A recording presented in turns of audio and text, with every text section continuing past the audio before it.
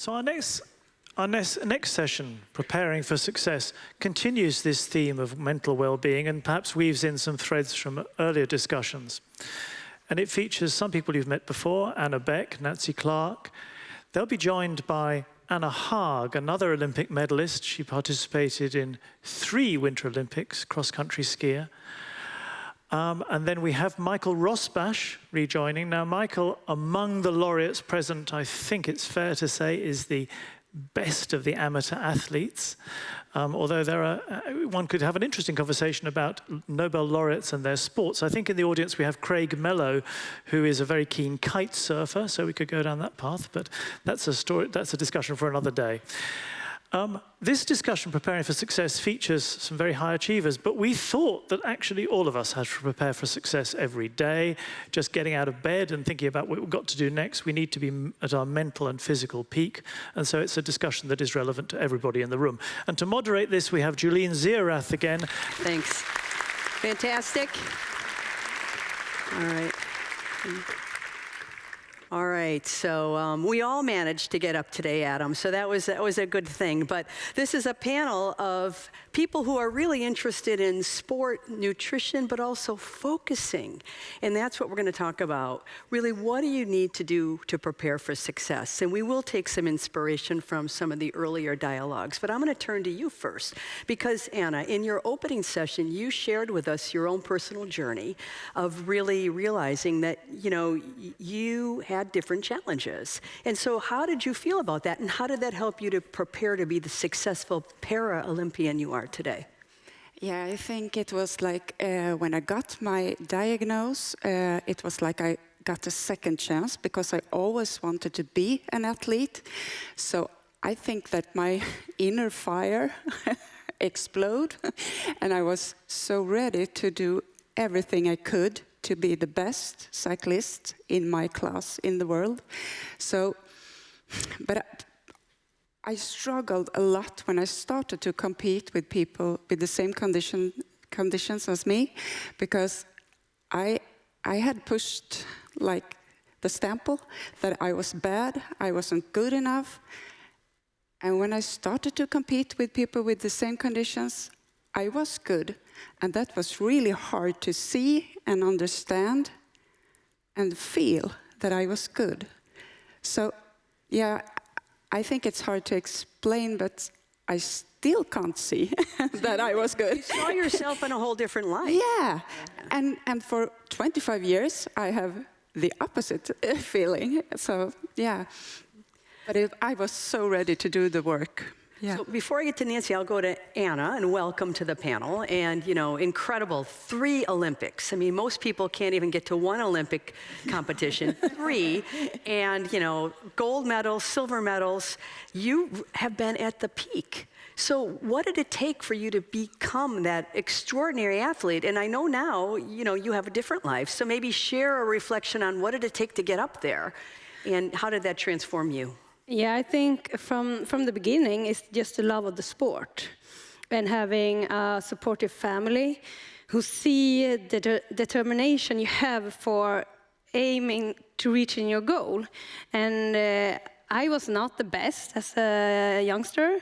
Hard to believe. Yeah, and I love to ski because I've been cross-country skier. But suddenly, as a teenager, I realized that I really wanted to be good. I saw the goal, I wanted to be at Olympics. So from one year to another, I started to train. And I had all the support, I did all the work, and I went into the sport and became a junior team, and it was an adult team, and it was cross country, and I succeeded. I reached all my dreams. But the one thing, I wasn't a talent. But I had a talent to put down the work. I was really determined. I did the work. I did it every day. I knew every day what to do. And I think that was my power. So your major focus, your laser focus on that. And you shared with me an anecdote about using new technologies. You talked to me about using glucose monitors. Yeah. And you were at a training camp, Yeah. And despite your great fitness, you share a little story about that to the group here. It's a monitor to measure your performance and your glucose levels. And from that, I'm going to segue to Nancy about nutrition. But tell us a little bit about what you learned from devices, because it wasn't random for you. You really were very focused on success. Yeah. So when you are at the national team, you have all the best people around you. We are really, it's a luxury. So we had the opportunity to have the blood sugar measurement on us during a camp. And during this camp, you could see that my blood sugar went lower and lower and lower during this camp. I was still training as much as the other. I was eating sort of the same, but I was always more sick than everyone else. Now, 15 years later, I have done my math. Of course, I didn't eat enough. My blood sugar went too low. So, but now I can feel frustrated because we didn't know, or I didn't know, what this meant. And I can't understand why the coaches did not know. Because we had it, like my blood sugar was too low. I had like numbers that was not supposed to have on a healthy body. So it goes from, you having a lot of will and determination, you yourself recognizing that you have a new way into athletics and sport, but will and determination's not always enough, and fueling the machine really mattered as well. And so with that, that knowledge, I'm sure it's not uncommon that athletes work really hard, they're preparing for success, but they need more. And there's ways they can manage that with nutrition, and I want you to share a little bit of those tips with us, because we want to know the secret. The secret. Thanks, Juleen. I think a large part of the secret is mental. What I've heard from both of the Annas is I'm not good enough. And if I want to be better, maybe if I'm lighter, maybe if I'm leaner, I'll be faster. Or maybe it's just lack of knowledge of how much is okay to eat. I mean, if you're a cross-country skier, you're burning a lot of calories. And in our culture, like, what do you mean you're having 2 portions? Or what do you mean you're having dessert? And so that there's a whole culture of under-eating within sports. And I see it, all the time with the clients that I'm working with. Not just with females, with males as well. With males as well. And it's just coming out with the males. But an estimated, 30 to 60% of female athletes undereat. Some of them unknowingly, some of them consciously because of disordered eating or eating disorders and thinking, oh, if I'm lighter, I'll be better, and they consciously restrict. But it's a whole spectrum of reasons why people undereat. But the great part is that this knowledge is coming out, and even men now are identified as having troubles with knowing how much is okay to eat, so that they can ask for a place to get help. Where in the past, men, they had no place to go. And there's too much shame and embarrassment. And so I think for you to tell your story of how you were under-eating, it gets other female athletes thinking too. And if you can do one thing I don't know if you're a retired athlete or whatever, but to tell your story so that it becomes common knowledge and that you can help other people to go, maybe I should work with a sports nutritionist, or maybe I should eat more and give more power to food, more value to food, and it's not just this inconvenience. Right. So the will, determination, the nutrients on board, but there is genetics. And the fun fact about you is your basketball interest. So you're an athlete as well. But we all have different genetics. And you're a geneticist.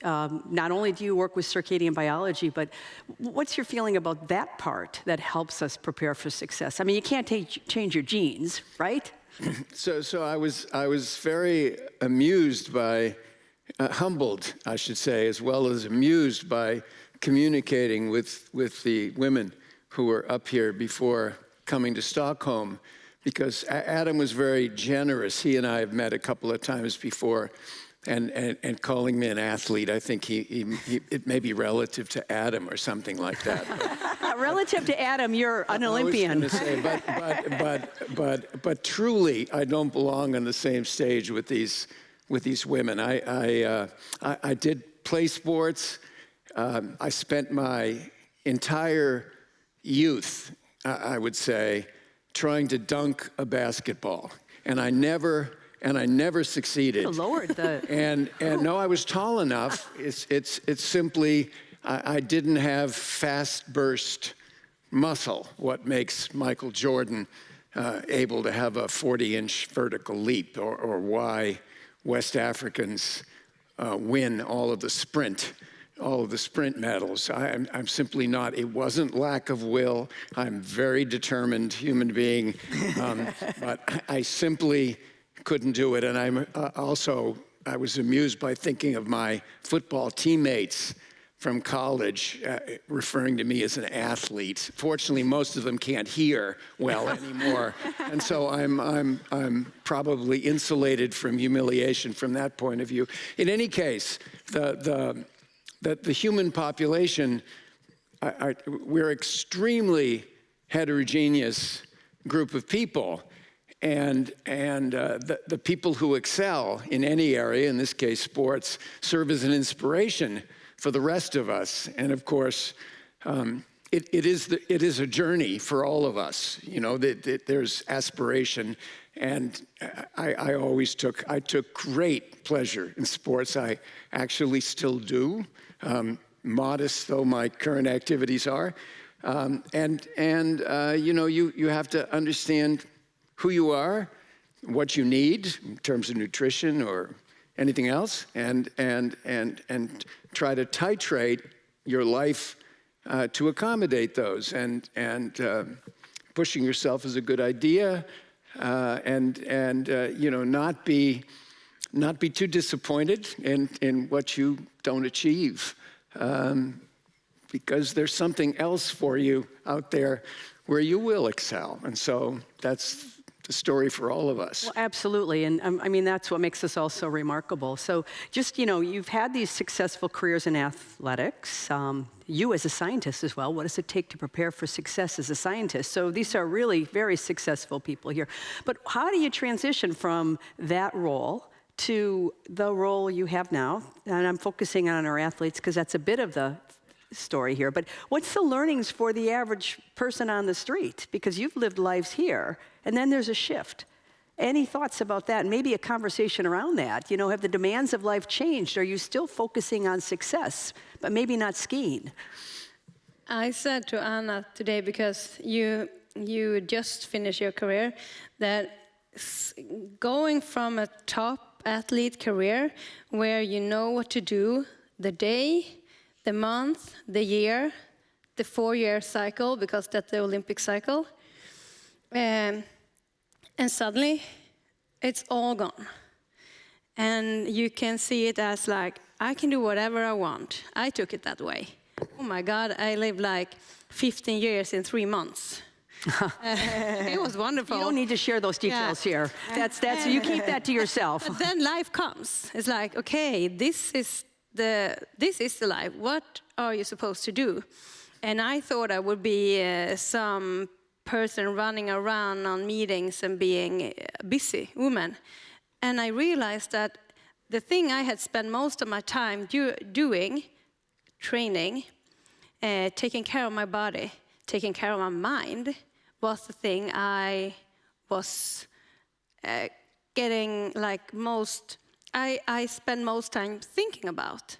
So I am still 6 years after retirement on some kind of descaling from top athlete living, because it can't happen overnight. Mm-hmm. And with that said, I still train a lot. I still do competition. I still eat good. I still focus on sleep. I have 3 kids. My youngest is 1, my oldest is 5. Sleeping is a luxury, but I still sleep. Mm-hmm. So, and I'm still quite egocentric, because I have been that for most of my life. But I am trying to descale it. Mm-hmm. but I do it slowly. Well, let me have you jump in, Nancy, because you're dealing with people across a whole spectrum of athletic competences and also lifespan. But I often work with just people at the high school level who take a gymnast who gets injured, and her whole life has been she's a gymnast. And her mom will call up and say, my daughter, my gymnast is injured. And I correct her, I say, she's not a gymnast. She's a young girl who does gymnastics. And someone's not a skier, you're a person who skis. Yeah. Because people get their whole identity wrapped up in, I'm an athlete. And if you get injured, who are you? And that's where the whole mental depression comes in. And it's devastating. It's really hard for people to make that transition. So I sort of work with my clients. We draw a daisy, a flower, and each petal is, okay, I'm a skier, I'm a daughter, I'm a student, I'm a really fun friend, and just all these different parts of their life to keep it in balance. And I know here in Scandinavia, a lot of work on eating disorders has been done, and they've done a prevention program by having the athletes think of 3 things a day that they feel good about that have nothing to do with them as an athlete. And that just makes a huge mental difference that they helped the little old lady across the street, or they that made could be a friend learning laugh. for all of us, really. That's a learning for all of because us. I think that is, many of us get tied into the identity of our job, and especially when we get to a point in our careers where, for different reasons, we may have to retire. Some of us is earlier than others. We all face with that because we're living this career, and it's just a part of who we are. It's called work-life balance. Oh, is that what it is? But any comments to that, or any thoughts, reflections? I mean, the issue of redefining your career goals as you go along the way, because you still want to prepare for success. It might be intrinsic to who you are. Yeah, I did my last competition in September, and I started as a head coach for paracycling in Sweden, 1st of October. So I had about 5 days in between.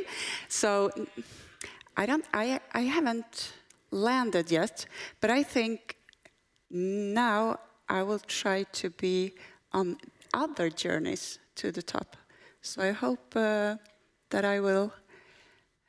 Yeah, I hope I'm going to land, and I'm like Anna, I'm still train a lot, and I think I always want to train a lot and take care of myself, and that's a responsible I'm proud of that I want to do. Yeah. Yeah.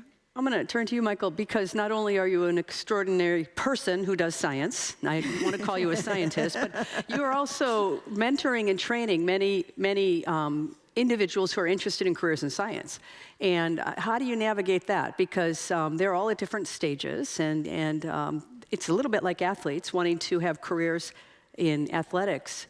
You're mentoring out the next generation of individuals doing science. Well, what came to mind when I was listening the last couple of minutes is the dichotomy, if I could call it, or the distinction between means and ends.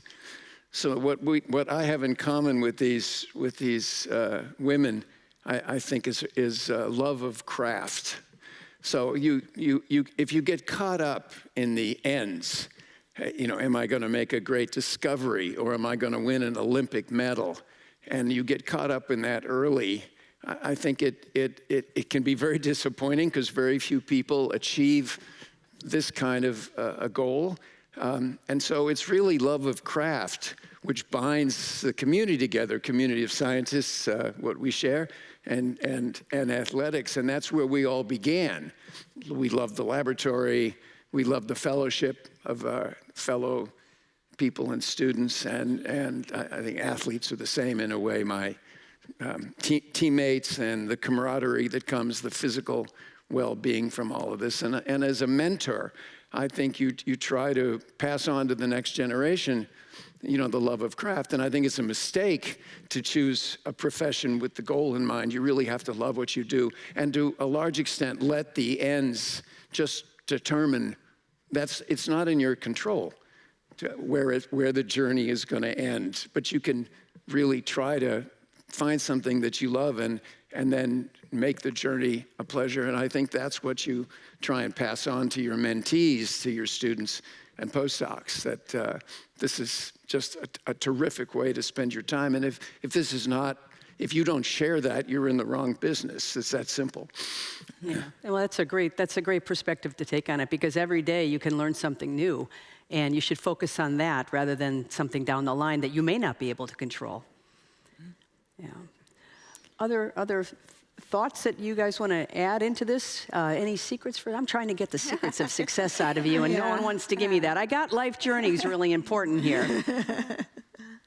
I trained mental training a lot, and I got in contact with something called compassion, and that was something that released my thoughts when I was on the start line. It was like, in my head, I wished my competitors good luck. And I didn't say it, I only thinked it, but it was like, I wish you luck, I hope you do the best race you can do, I'm gonna win.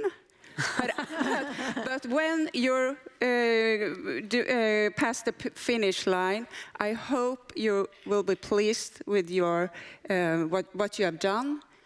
So that was something that I grew, because it was so good to feel that I wish you luck, but I'm gonna win. Yeah. and I suspect you did win. Yeah. Well, I think not always. what I hear here is that it's important to think about the mind and the body, and whether that's a focus, creating the right environment, nutrition, sleep. We didn't talk about that, but we heard a lot about sleep is important. And it's important to focus on sort of the daily steps in the journey rather than the end point. And then one should also have some compassion, which is a good thing, because you can wish people around you well, and that doesn't mean that you won't do well. Oh. So with that, thank you so much. I hope we have left some lessons for all of you, and we wish you all the best for success as well. So thank you, everyone. Thank you. Okay. That's great.